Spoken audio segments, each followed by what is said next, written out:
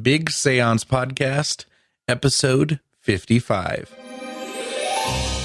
Welcome to the Big Séance Podcast. I'm Patrick Keller of BigSéance.com, and this is a place for an open discussion on all things paranormal, but specifically topics like ghosts and hauntings, paranormal research, spirit communication, psychics and mediums, and life after death. So basically, anything that pops up in my paranormal world.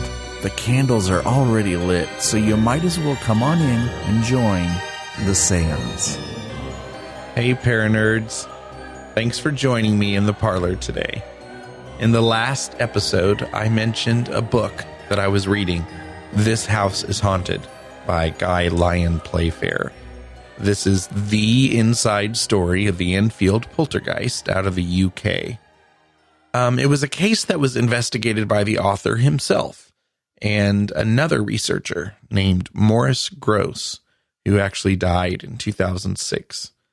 And they investigated and researched the case heavily for over a year, beginning in 1977 and wrapping up sometime in 1979. The book was published in 1980. Now, I know some of you may be familiar with the story, and some of you may be curious as to what I'm talking about. If you stick with me, you'll get more details a little later.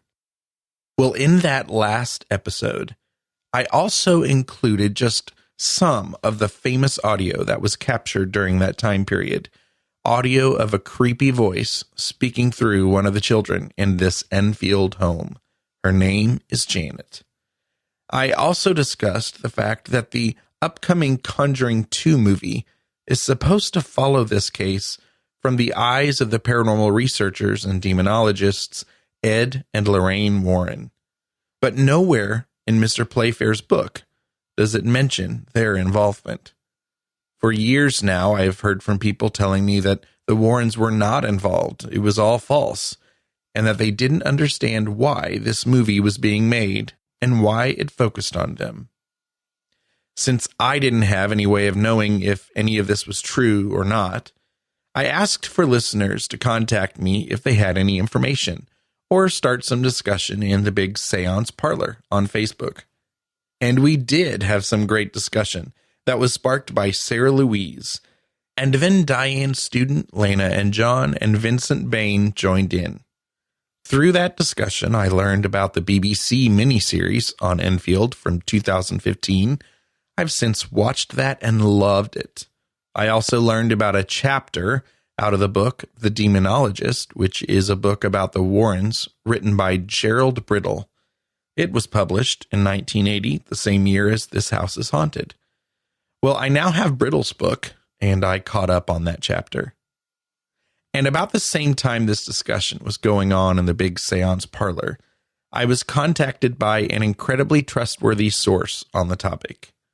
Mr. Tom Ruffles is the communications officer of the historic SPR, the Society for Psychical Research, which was founded in 1882 in London. Both Guy Lyon Playfair and Maurice Grosse were members of the SPR at the time of the Enfield case. Mr. Playfair is still a member. Tom Ruffles sent me a recent article that he wrote that answered many of my questions. So with the lively discussion on Facebook and the new information from the SPR, I knew that there would need to be a follow-up episode on Enfield. So that's what's coming up today. In just a bit, I'll be joined by Lana and John of Carbon Lilies. They've both been my guests previously, so their voices will be familiar to you. We'll also get to hear a brand new Spectral Edition from Tim Prasil. But before we get started, I need to remind you that this Friday, February 26th, 2016, at 8 p.m. Central Standard Time, I will be hosting another live episode of the Big Séance Podcast. Once again, this episode will be with one of your favorite guests, Karen A. Dahlman. But this one is different. We will be conducting a very rare live Ouija session. Did you hear that? Karen is opening the doors to us for a live Ouija session. I know that piqued your interest. You can ask questions live, or you can submit them ahead of time, or you can even just sit back and watch with your cup of tea or coffee from your own parlor. If you want to be a fly on the wall, all you have to do is go to bigseance.com/live when the time comes. If you want to join in and participate, you can go to the same place now for all the details on how to do that. bigseance.com/live. And again, that's this Friday, February 26th, 2016 at 8 p.m. Central Standard Time. I'm super excited, so I hope to see you there.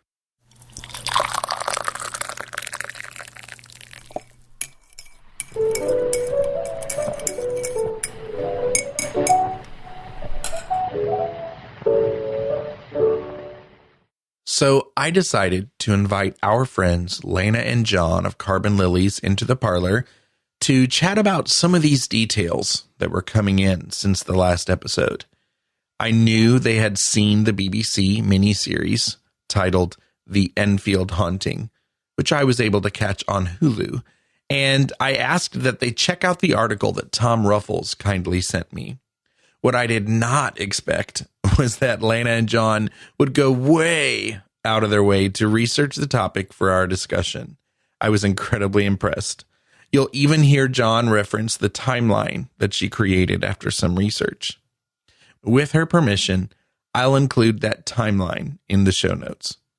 And since I'm speaking to you now from the future, well, sort of, what I didn't know then that I do know now was that I have a bit of breaking news. A few days after this conversation with Lana and John, I had the incredible opportunity to interview the Guy Lyon Playfair, the highly respected author and researcher of the Enfield Poltergeist case. It was amazing. I got all my questions answered, and it was juicy.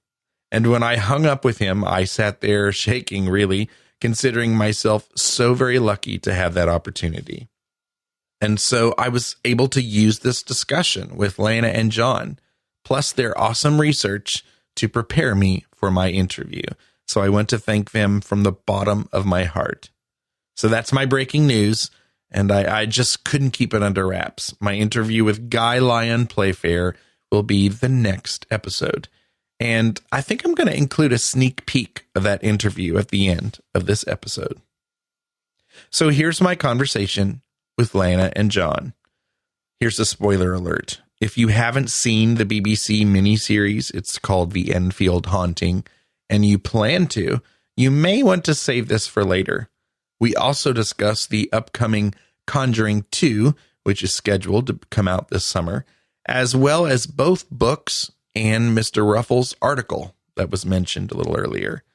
It's Mr. Ruffles' article that we begin our discussion with, and it's linked in the show notes. Well, I mean, what were your thoughts about the article? Because you're going to have your thoughts more prepared than I will, and I'll respond to it. Were you surprised by anything? I was surprised by, I guess, the undertones of almost animosity or bitterness, I guess.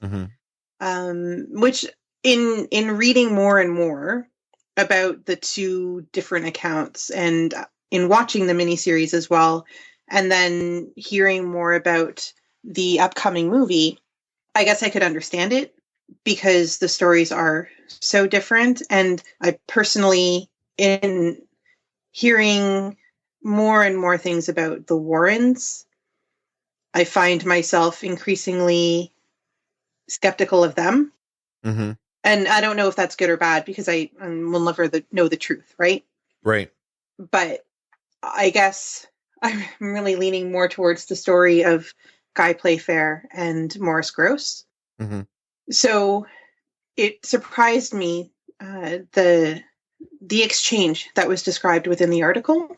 And it really made me wonder of what is the truth. For me, it was, we'd been talking about it in the parlor, and I had several discussions about it, working up to that episode. And And I'd known about that this was happening for the last couple of years, the new movie anyway. And, I'd had several people say, just the Warrens were not a part of it. It's such a lie. The Warrens weren't a part of it. And I remember people from the UK contacting me through the blog saying, why are they doing this? The Warrens didn't have anything to do with it. So I kind of just assumed that they didn't have anything to do with it, but I wanted answers. And then all of a sudden this article popped up. And so that seemed to be my answer, even though it's kind of one-sided. And, I haven't read the Demonologist book yet either. And so I'm curious to read that. It was interesting knowing that the Warrens were not as involved as Hollywood and perhaps the Warrens themselves would have us all believe. I found it really interesting in the article, right at the very beginning of the article, when it actually talks about Guy Playfair's book, This House is Haunted, and the miniseries of the Enfield Poltergeist, or what is it called? The Enfield Haunting. The Enfield Haunting. Yeah. I thought it was really interesting where it then mentions the title of the movie coming out. And it says, and I'm reading from the article now, it says, The Conjuring 2. The title has changed along the way from The Conjuring to Enfield Poltergeist. And I thought that was really interesting because in the account throughout the article, it says, from the various accounts and letters that were written back and forth from the various people involved, the Warrens never felt that there was a poltergeist involved, that they always said it was demonic. Right. Yes, an inhuman entity. Yes. Which is their classic go-to. That's right. Right. And so I thought it interesting that the original working title of the movie was The Conjuring 2 Enfield Poltergeist. Mm-hmm. And so I actually said to Lana today, they would have had to change that title to remove the word poltergeist if the Warrens have insisted from the beginning that it never was a poltergeist. Mm-hmm. And if this movie is supposedly on the Warrens' extensive investigation that we know from the article lasted 4 days, mm-hmm. and not 4 consecutive days, that they wouldn't be able to use a word like poltergeist without completely discrediting what the Warrens are supposedly saying. Watching the miniseries, did you find it interesting that Guy Playfair seemed to start the book or the idea of the book so immediately? Did you find that odd? I did. Did you? Yeah, I did. I wonder just how many investigators, no matter how reliable they may seem, are in it for the fame, though. Mm-hmm. Me, obviously, the Warrens are, and I think so was Playfair when this whole thing first started out. Mm-hmm.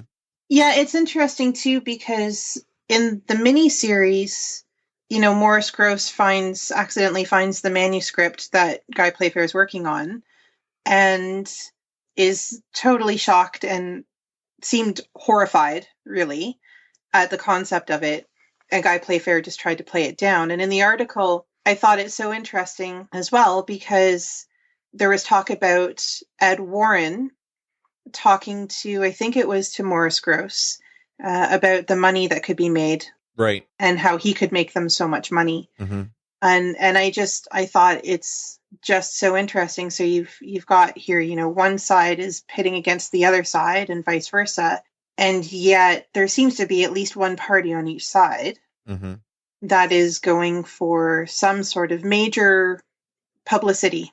And it's so interesting how, we're looking at one side as being the honest and good side and the other side as being the more ferocious almost mm-hmm. side coming in and taking over, and we're going to take all the credit. And yet really, is either one right and is either one good?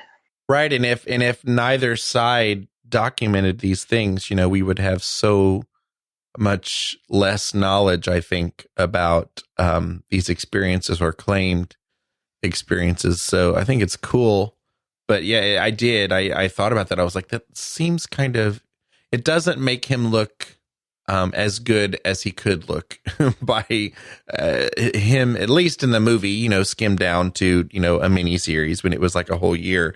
But I was like, it seemed that he jumped in so early, especially since he came into the picture being incredibly skeptic. In the movie, they really played that up. He was so skeptic and almost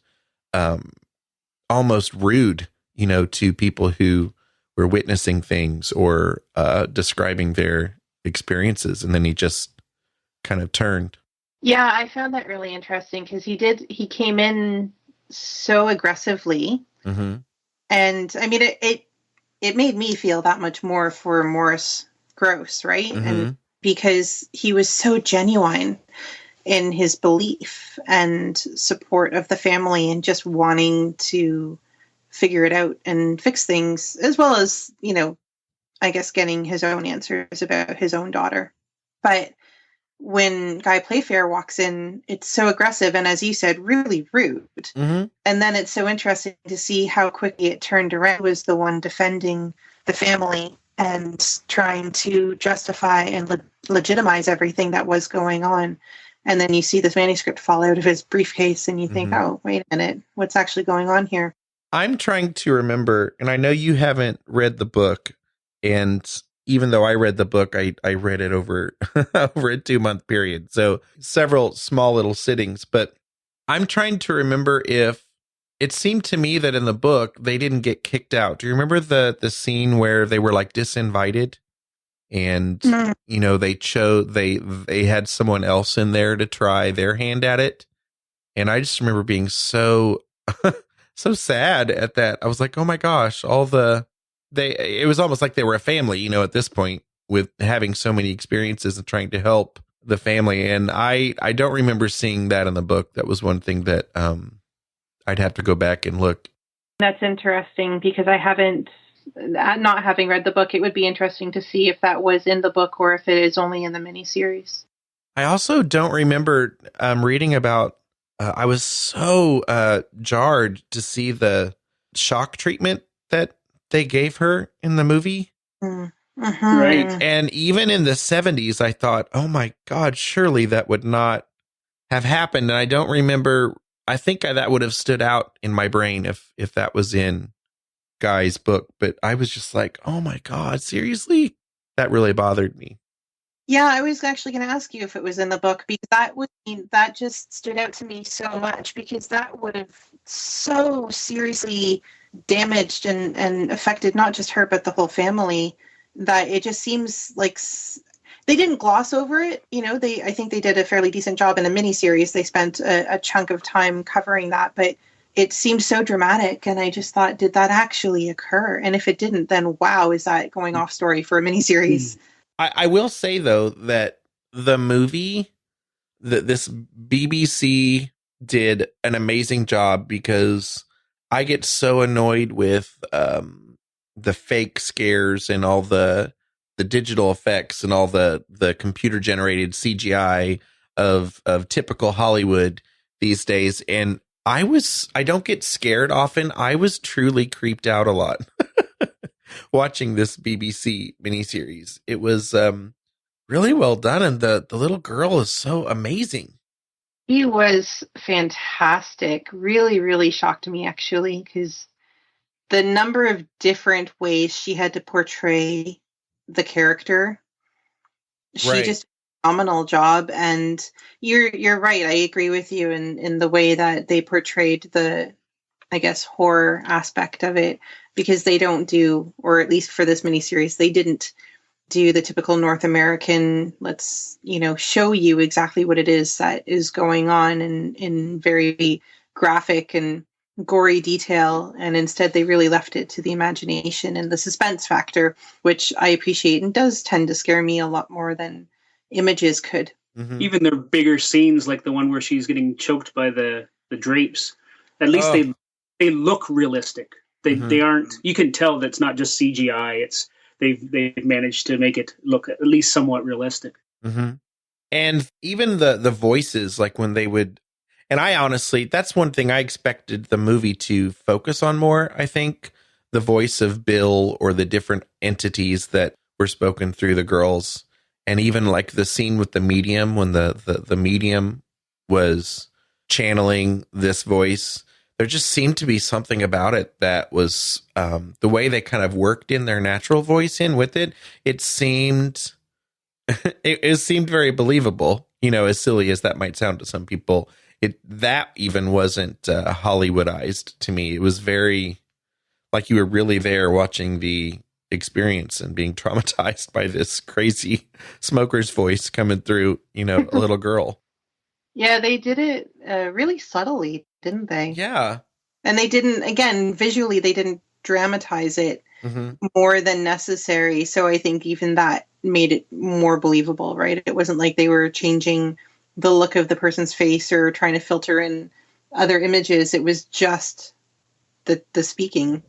And honestly, I think the only visual image that they really included that I found disturbing, and I think it was really the only visual image that they actually included, was just when they would show periodically the old man. Oh, yeah. In the graveyard, walking by the windows. And the Viewmaster. And the Viewmaster. I forgot all about that. Yeah, the Viewmaster scene creeped me out a lot. I think the scene actually that creeped me out the most was the scene with the medium. That really, in many ways, that could creep someone out. And, it was just gross too. But it really creeped me out. In fact, I watched that scene twice just because I was like, oh my God. And that woman too. What?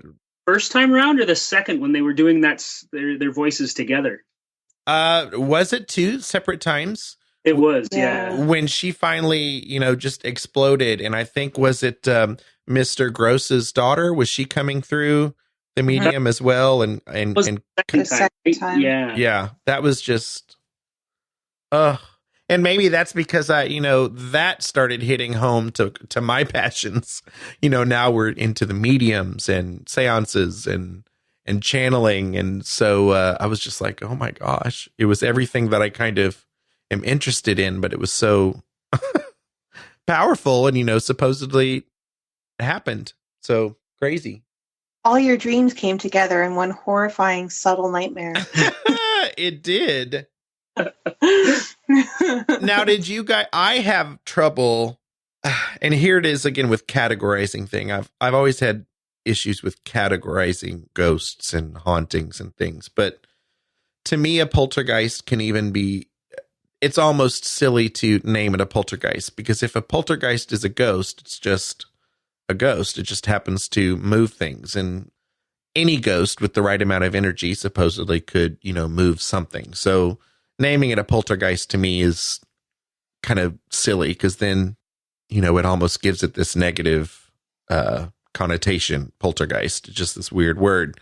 But then also when we talk about poltergeist activity, we very popularly talk about young people at the time of when they're maturing in puberty, and they sometimes can just have so much energy that they can create this PK, psychokinesis kind of activity and moving things. And I'm like, well, then what's that have to do?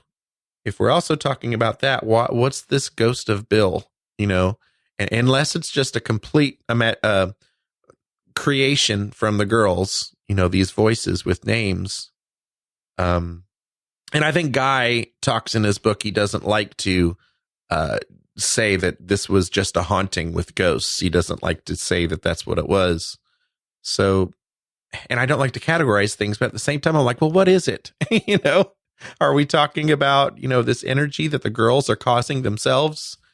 Or, is it a haunting? Is it, I don't like to go the demonic route either, but, the Warrens clearly do. So that was weird for me, because I'm like, well, what are we talking about here? And is it a poltergeist that's a human? Not a human, but I mean like a spirit? Is it a poltergeist like something the girls created?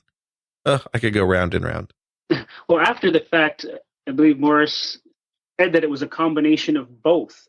Mm-hmm. That he thought that their energy, which was very much like the PK effect, was also drawing in the spirits, and the spirits were using that energy. Yeah, on there's an article on historyversushollywood.com, And it talks about The Conjuring 2. And it looks at the movie version versus the real version of events. And they actually have a lot of videos and different links there to interviews with the family. And there's a video there of Morris Gross, and he goes back and he talks to Peggy, the mom, and the older sister, Margaret, years after the events occurred. And he goes over through a series of pictures and sort of covering all of the events. And he talks a little bit about what he feels happened. And it's exactly that he thinks. He talks about how poltergeist energy often is created by the people in the house, be it hormones or anger or unresolved emotions or whatever it is. And exactly what Lana said, he says on camera that he feels it's a combination of that potential poltergeist activity, the energy within the house that the people are creating, and ghosts or spirits wanting to interact, and the two combining created this ridiculously intense manifestation. So maybe like, the energy of the girls kind of creating this signal, I guess, maybe signaling out. Yeah. That article that John was just talking about, she actually posted in the Big Séance Parlor, and I had not read it really before. I'd forgotten that it was there, but it looks very interesting. So that's a good one to look up. And looking at this, it makes me realize that in both the BBC movie and looking at the real faces of the actors and the real individuals, they've done a good job at really finding lookalikes for these movies. They really did. Yeah, Lana actually commented on that and was saying that the actress that they pulled in to play the mom in the Enfield Haunting, the miniseries, looked remarkably like the real Margaret Hodgson. Oh, yeah. Peggy. Yeah, and that's also something interesting to note that in Guy's book, he does not use the Hodgson name, and he also uses different names, first names, for everyone except for Janet in the book. And since that book came out in 1980, and there's been several reprints, he's since in the beginning mentioned that, and they've kept it that way in the book, but it's Harper in the book instead of Hodgson. So when I watched the movie, I was a little confused for a while until I figured that out. That's interesting. And actually coming back to that article, the tomruffles.blogspot.ca article, he made a note there towards the end of it. I guess there was the banter back and forth between Guy Playfair and Gerald Brittle, who wrote The Demonologist. Right. And so Gerald Brittle had made some suggestions for ways that Guy Playfair could adjust his book and change the ending and things. That's funny. Yeah, and it was interesting because it in the blog article, it actually stated that the one change that he did notice was the 2007 reissue of the book, of Guy Playfair's book. The title changed, or the subtitle changed from... Oh, did it? Yeah, I'm just trying to find it in the article, that I'm not going to see it. But basically, he said that the subtitle changed from An Investigation to The Investigation. Oh, yes. And so that he figured, yeah, sure, he made some changes, just not the ones that they were hoping for. I'd forgotten that. I found that interesting. It makes me really excited to read The Demonologist, actually, to kind of get the dirt.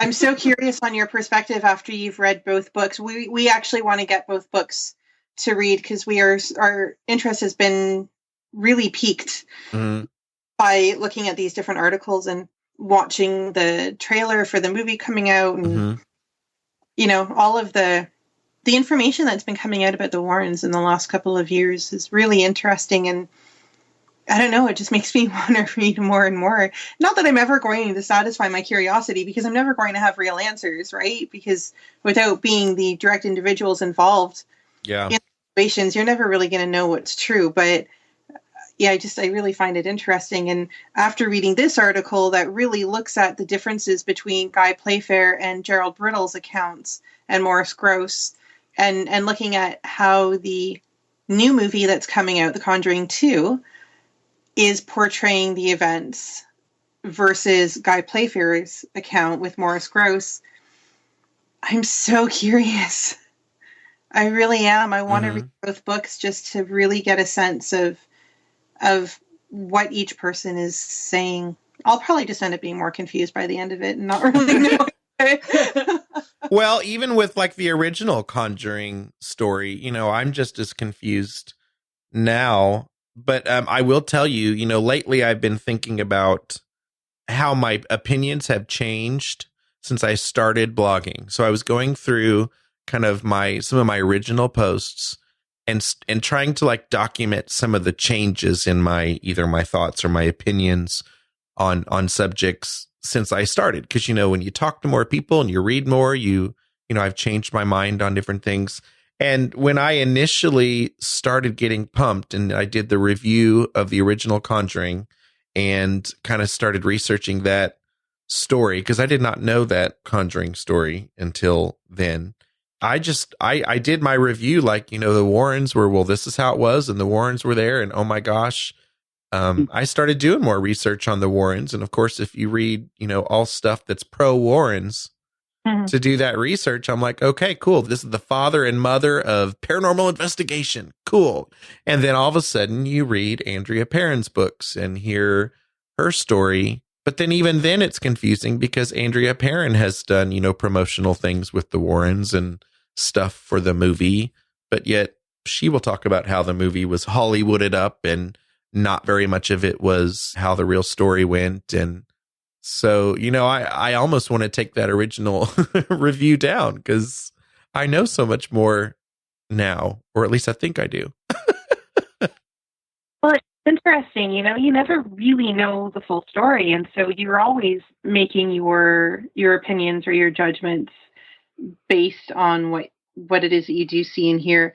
What I did find interesting from the Enfield case is that the Hodgson family never financially benefited from anything. And, you know, they said in the miniseries, as well as in articles and in even TV reports in England around the time that everything was being publicized over there, that they said, you know, the girls were being ridiculed and bullied at school, and the family was really just, you know, kind of living a life of hell because of all of the publication. And so I found it really interesting because I thought, okay, well, what are they really getting out of this, you know? So to make up a story and the stuff that has gone on for that family since, it was interesting in some of the other things that we've read, you know, learning that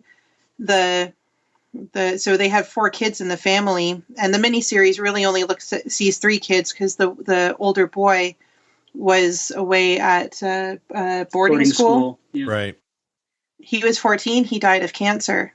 Oh my gosh. And so it was just the 2 girls and the younger boy left. And the younger boy actually lived in the house until the mom died. It didn't talk too much about the older girl's story, Margaret's story, but it said, you know, Janet moved out of the house at 16. She ended up getting married really young, and she lost her son when he was 18.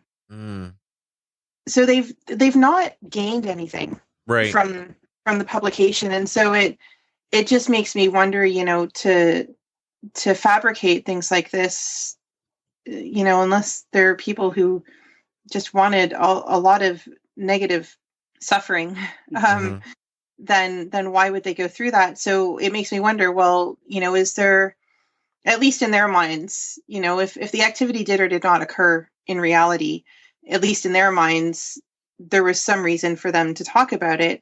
But to be able to pull in, you know, grown people like Maurice Grosse and Guy Playfair, you know, there must have been something happening. At least I would hope so.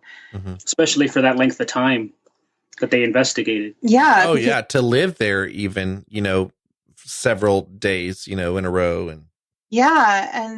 And so, I mean, if details get exaggerated and or even fabricated along the way, it's going to happen, I would think, in almost any storytelling or retelling.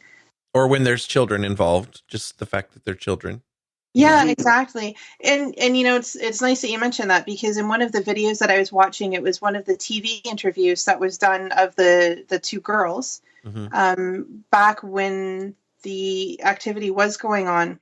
And I was having such a hard time in watching that interview, trying to figure out, are these girls being real? Are they telling the truth? Because they're smiling, and they're smiling in a way that almost makes you feel like they're lying to you.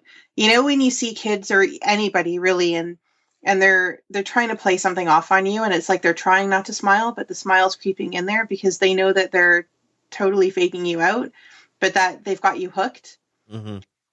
And I kept seeing those smiles creep into the two girls' faces, and I'm thinking, oh man, you're throwing me now because I want to believe you. But, yeah, and then you also think that, children do weird things when cameras are on. Well, the thing is, I'm wondering, are you nervous, right? You're on TV and you're getting all this publicity. And so are you nervous? Are you feeling embarrassed? And is that what's coming in? But it was interesting because you're watching this interview and the voice is coming out of Janet. And I noticed that when she was speaking with her own voice, her mouth really moved and she really pronounced her words.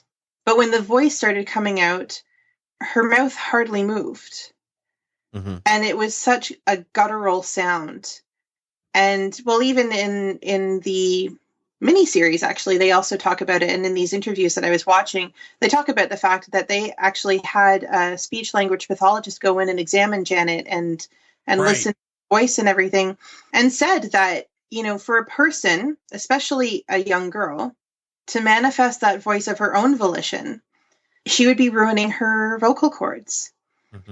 And that she wouldn't be able to hold up that type of voice for much longer than a few minutes, let alone the hours that they said it would go on for. Yeah, they said it would go on for sometimes, 2 hours or more, nearly every night for a time, before bed. Yeah. And so I'm just like, ugh. Yeah, exactly. And to hear her, to watch these interviews and to see and hear this voice coming out of her, you think, oh, but there's no way that you could do that yourself. And then I think, oh, but am I just being sucked in like everybody else or what, Yeah, it's really interesting. I'm curious to see how it will be portrayed in the movie. Just watching the trailer, I thought, well, we're going to go and see it when it comes out, but I'm really not all that stoked about it. Right. How often will I roll my eyes? Exactly. Even in the trailer, in the trailer, it shows the scene of Janet being up against on the ceiling. On the ceiling, yes. She finds herself on the ceiling, and I'm like, yeah, right, that didn't happen. Yeah, well, and the crucifixes turned me off. I was like, why did we have to go to the crucifixes? Why does it have to be 87 crucifixes, on the wall, turning at the same time? And so can I say, I think you might appreciate this too, and I know Lana will. So in watching the miniseries and looking at interviews and pictures of the actual house, you can see that the girls' bedroom was covered in posters of popular artists at the time, musical artists and actors. And Starsky and Hutch. And Starsky and Hutch. And so I'm watching the trailer because I read in one of the articles that it had switched out from the pop posters to crucifixes on the wall, and that the crucifixes turn upside down, which I think it was in the other article that we read. In that one, it mentioned the fact that, upside down crosses were not originally an evil symbol, but that it was actually St. Peter's cross, which he wanted to be crucified upside down because he didn't feel he was worthy of being crucified the same way as Jesus. So very interesting. But then I'm watching the trailer and they show that scene where Janet's in her bedroom and the crosses go from being upright to upside down. And I'm sorry, but the fact that in the movie they have that many crosses in her bedroom made me think that these people were crazy. Well, it was almost almost funny. Like, who would really? It was like walking into a museum of crucifixes, and, you know. But I started laughing when I watched that scene in the trailer because they're turning upside down, almost like a stadium of people doing the wave. You know, it was so choreographed from one side of the room to the other side of the room, just all taking their turns to turn upside down. And I thought, are you kidding me? Yeah, it seemed really hokey. You know, demons are that choreographed, that planned out. Right. Oh man, it just totally bugged me when I saw that, and I thought, oh, this movie's going to be a chore to watch. Yeah. Did you know about the connection that Mr. Gross and Guy started making in their research with Tourette's syndrome? I didn't completely until I was just reading in the article that you had sent us, where Gerald Brittle had actually challenged Guy Playfair to have another look at and revisit his mention of Tourette's syndrome. And so when I read in a little bit about it, I thought, well, you know what? That's pretty interesting, and in some way it does actually make sense. And for somebody who is being skeptical and who is legitimately investigating the events, I would think would go to that possibility, because you're looking at all the possibilities. Right. And Tourette's syndrome, from what I know of it, and I mean, my knowledge is limited, but what I do know of it, you know, it can manifest in a lot of different ways. Yeah, and he has, in the book, he also has kind of a follow-up and is open about the fact that people criticized him for making that jump. Although, you know, that was earlier before they knew as much about Tourette's. But I was a little skeptical because, yeah, I can see how there are some similarities. But I'm like, man, I don't know, throwing things and I mean, I don't know, but I just thought that was interesting and wondered what you thought about that. Yeah, I think, I mean, from the perspective of the voice itself, and I would see them maybe jumping to that conclusion or potential conclusion merely from the fact that she was swearing and saying some really provocative things that weren't typical of her.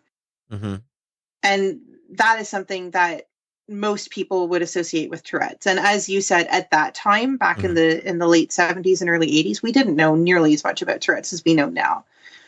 So it would be, I think, a more natural jump at that time. I don't think we would necessarily go there now because we do understand it more. But to look at the things that she was saying, the seeming randomness of it, and how she was behaving, I can see them jumping to it. Now, I don't know that kind of idea would hold up in today's day and age, but makes sense for that time. On, I guess, maybe the last note of the article, I found this one particular article that you had sent us. It was a tough read in following what happened and when. The timeline that I managed to put together from that article opened my eyes a lot, and if anything, probably just led to more questions, because realizing the timing of events and having seen the miniseries and knowing that Guy Playfair's book was sent to the publisher sometime between April 1979 and August 1979. I don't know exactly what time it was in there. You know, one of Gerald Brittle's comments, or I guess complaints, was that Guy Playfair never mentioned the Warrens in his book. And Guy Playfair came back at him and said, and seemingly rightfully so, that his book went to the publisher long before the Warrens made their second visit, possibly even before their first visit. That's so crazy. Yeah, so how was he able to mention them. And legitimately, why would he at that point? If in fact, say they had visited before he sent his book off to the publisher, it would have only been the first visit, which was only one day. So it was really interesting just to see how things played out in terms of time. And something that made me question Gerald Brittle a little bit too, because he was being so accusatory towards Guy Playfair and Maurice Grosse, and trying to build up the involvement that the Warrens had. I found it really interesting that in the article, it mentions that the Warrens had returned to the Hodgson house in August of 1979, and on August 6th, Gerald Brittle says that on August 6th, the Warrens did a live broadcast from Peggy Hodgson's brother's house. And originally, according to records, that broadcast actually occurred on June 16th of 1978. So in the article, it mentions, we don't know if Gerald Brittle was confusing facts and said that there was a broadcast on August 6, 1979, but was in fact referring to the original broadcast on June 16th of 1978. Or was there a second broadcast and there's no record of it? But I would think that if there was a second broadcast, there would be a record of it because it was supposedly a live broadcast. And isn't it true that nobody in the family even remembers specifically that broadcast? That is true. Yes. Yeah, and that's crazy. Interesting, too, that Peggy's brother himself said that there was no activity occurring during the broadcast. He's the only one who's acknowledged that there was a broadcast on June 16th of 1978, but he said there was no activity at the time, whereas the Warrens were stating that there's all kinds of activity going on during that broadcast. So, I mean, he said, she said, right? But it just, the fact that he's making this very formal letter that he himself sent to the Souvenir Press, which was the same publication company that put out Guy Playfair's book, right? So, I mean, can we say stirring the pot? For him to send a letter like that and either include information that has not been verified, and apparently there's no record of, or is confusing the facts. Wouldn't you want to get your facts straight before you put something out like that? So that, to me, discredits him a lot. And if he's trying to build a case for the Warrens, and really, I mean, by that point, was there a point? You know what I mean? Right. Like the book's already. I think if I knew already that someone had spent over a year researching, and the people I'm writing a book for was there 4 days, I think I'd be like, let's give up. Yeah, it really. I don't know. It really made me realize it was. I don't know, either the Warrens themselves or their camp were really fighting for the title on this one. Yeah. It also makes me think of in my paranormal investigation days, where we would go and spend, the most I ever spent on an investigation was two evenings at an investigation. And it makes to me, it would be like all of a sudden trying to write a book on the 2 nights of me investigating a location, or making hey, let's make a movie on those 2 nights that we were, now granted, tables weren't being turned and, people weren't speaking, with evil voices, but I'm just like, why would someone even think about that? But don't you find it interesting that The Conjuring 2 is supposedly based on the Warrens' investigation, supposedly starting in 1977, but that Gerald Brittle's book itself only has 1 chapter on that investigation. So if this is the information that is feeding the movie, 1 chapter? There should be some credit given. This is just my personal opinion, but Guy Playfair did a favor for the Warrens, because had they got more involved in this case and got more credit for this case, they probably would have sold the rights like they did to every other of their major cases, and we wouldn't be having this movie. Oh, true. Yeah. True. Yeah, it is interesting. No, I don't know, man. I'm curious.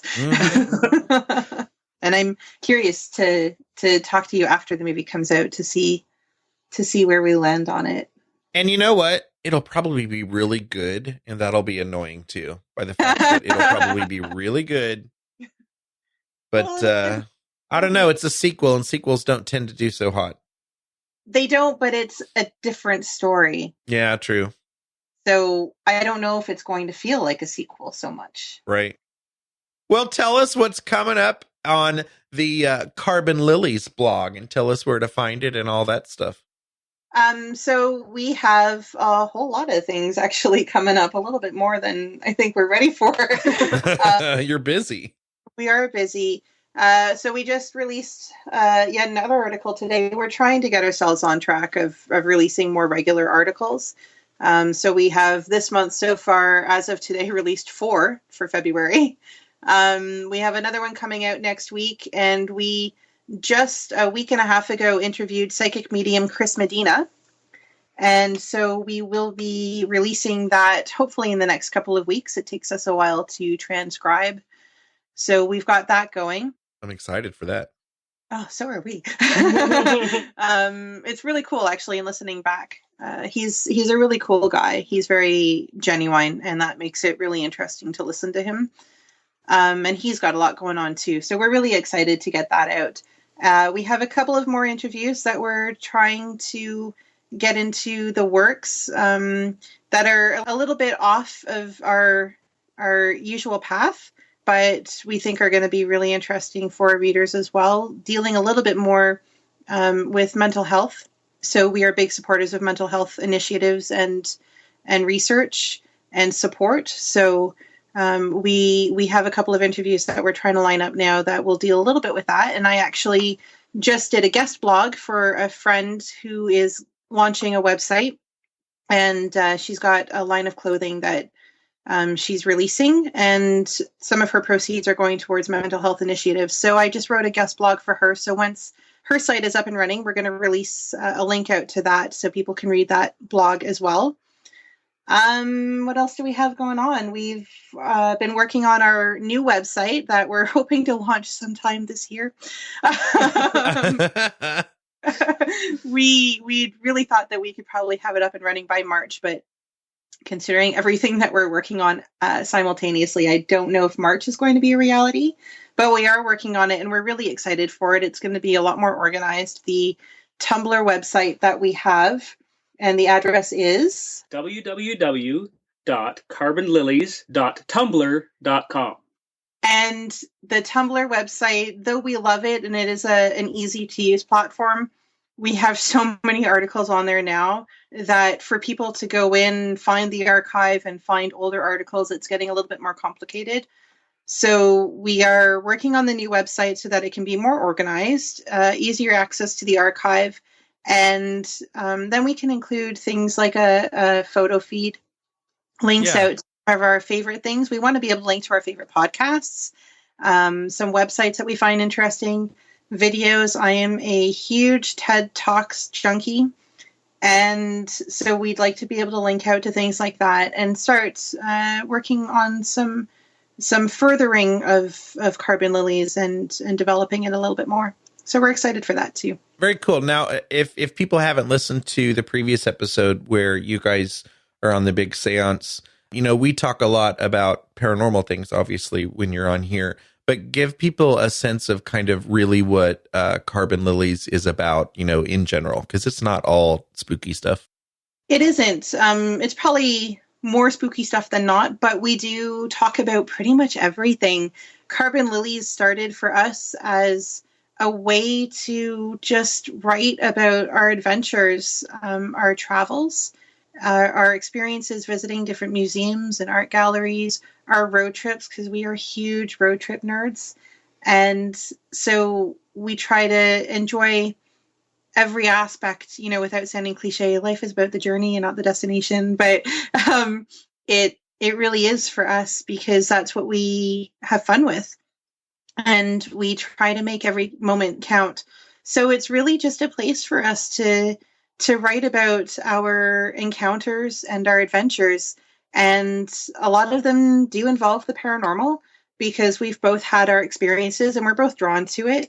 And so it's fun to learn about and fun to write about and fun to experience. So it's really just a place for us to write about all of that stuff. And And we're hoping to build Carbon Lilies into more of a platform to be able to raise awareness about other things like mental health initiatives as well. So we're really trying to use it to the best of our abilities and represent all of the things that we love.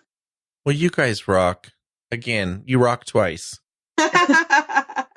Oh, thanks, Patrick. We think you rock. You're listening to the Big Séance Podcast with Patrick Keller. Look for us on iTunes and be sure to check out BigSéance.com for more discussion. So Tim Prasil put together a great Spectral Edition for us today. It fits right in with today's topic, as it involves a jealous poltergeist. In fact, I think this one might be the most interesting Spectral Edition yet. Take it away, Tim.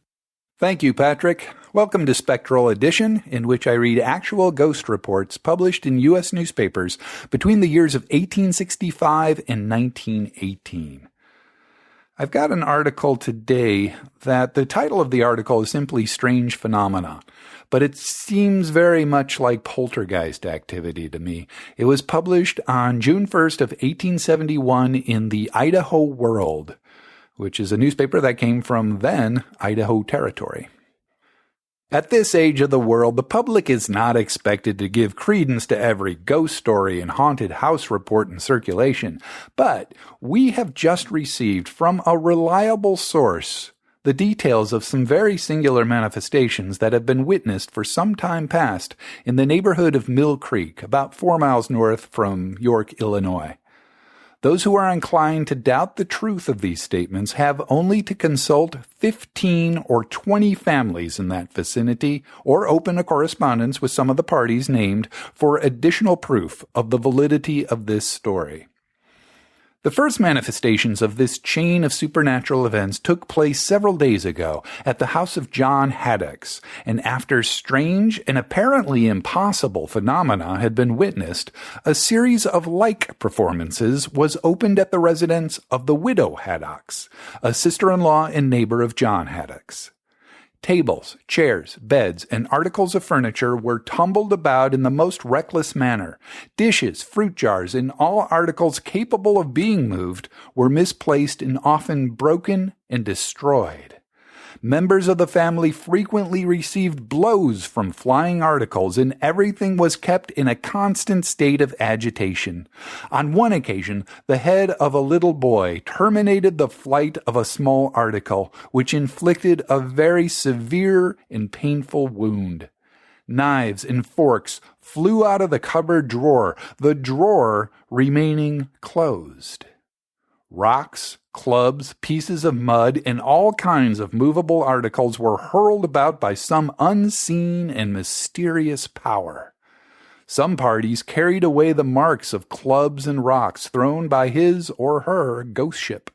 A lady's shawl was picked up in a remote part of the house, thrown into the fire, and burned up. A number of eggs had been stored away in a small drawer for several days, and on opening the drawer were found to be all broken to pieces. Everything capable of being injured or removed is reported unsafe. These are only a few of the results of these strange manifestations, which differ from those usually related in the fact that they have actually been seen in daylight, as is testified by numerous reliable witnesses. Persons from all parts of the country go to Mill Creek to see the ghosts, and numerous efforts have been made to ascertain the causes of the wonderful phenomena. And a certain old lady of the neighborhood was at one time decided to be a witch and responsible for all the excitement. Certain parties talked of lynching and hanging the unfortunate creature, but she stoutly denied all knowledge of the disturbance and was not molested. Further developments are feared, but more are especially desired. It seems, according to reports current in the neighborhood, that the wife of John Haddocks died about a year ago, and that on her deathbed she declared that she would return and haunt him, if spirits were permitted to return to earth, in case he ever employed a certain woman in the neighborhood to keep house for him. A few days since, He took this woman to his house, and then the strange performances mentioned above began. So maybe I was wrong. Maybe it wasn't poltergeist activity. Maybe it was just a very, very jealous wife. Hell hath no fury like a ghost scorned. You've been listening to Spectral Edition. I'm Tim Prasil. I have more than 200 of these articles, and I post one each weekend on my website. It's called Vera Van Slyke, Ghostly Mysteries. Now back to Patrick. So thank you so much for joining me today. Please do me a favor, if you don't mind. Have you subscribed to the show in iTunes or the podcast app or podcatcher of your choice? Have you found a friend who might enjoy being subscribed as well? Have you submitted a review or a rating of the show in iTunes or Stitcher? It would help us grow our audience, and I'd appreciate it greatly. On my way out, I'll go ahead and give you my sneak peek of the next episode and my interview with Guy Lyon Playfair. Seriously, I cannot wait for you to hear it. Have a great weekend, and don't forget to join us for our live Ouija session this Friday. Check out bigseance.com/live for more information. See you then. They just turned up one day, and I left as soon as I could because I just didn't like them. Yeah. I thought Ed Warren was a complete BS specialist. Lorraine was fairly harmless, but I didn't speak to her, so I can't comment. But all I remember was Ed Warren telling me that either he or I could make a lot of money out of the case, and I pointed out that that's not why we were there. So let's spend a bit of time on the BBC miniseries, The Enfield Haunting. None of the incidents shown actually happened, except the first one. Which I forget what it was, but all the others were completely invented, and I certainly never levitated with ceiling. But more seriously, they left out all the really good ones that did happen.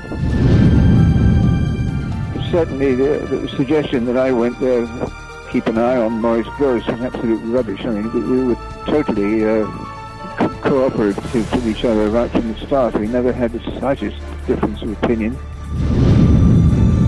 And I came across a wonderful quote from William Crookes, who was the first scientist in England with any distinction. He was the president of the Royal Society. He was the top man, in fact. He was the most respectable scientist in the country, and he did all kinds of work in psychical phenomena with medium Daniel Hume. And he says in one of his articles, I never said it was possible, I'm saying it's true. And I've taken that as a kind of motto ever since. I mean, I don't claim that poltergeists are clearly impossible, but they are true. I've certainly seen quite enough of them, and as far as I'm concerned, they're as real as anything else.